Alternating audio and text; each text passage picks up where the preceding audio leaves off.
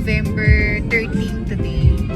So, ayan. Para ma-ocular namin yung pagsiset up pa namin on December 5 Christmas party event. So, papakita namin yung ocular namin.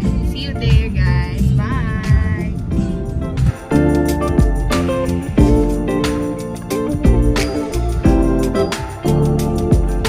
Hi! Sa aking driver.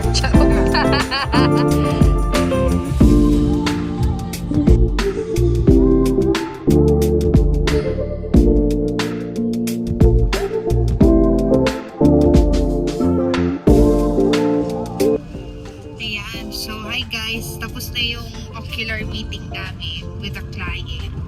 So, ang ano pala nila, ang venue nila is yung mismong printing kineme nila.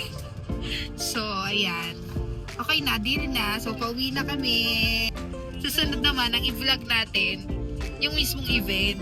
So, pag nagkaroon kami ng time at hindi kami puyat, tatry namin mag-vlog or magkuhanan yung happenings bago kami pumunta sa isang event. So,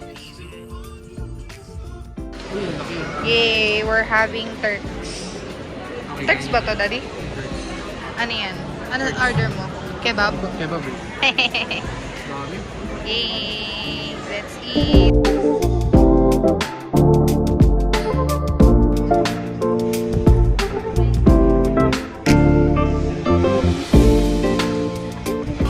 Ano ba yung in-order natin kanina? Mismo nila, di ba? Mismo parang pagawaan nila.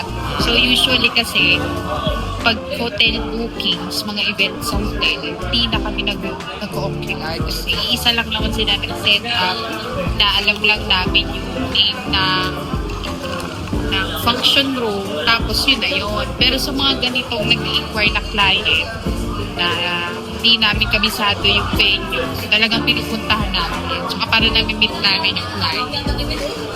So, ayun lang. Bye guys!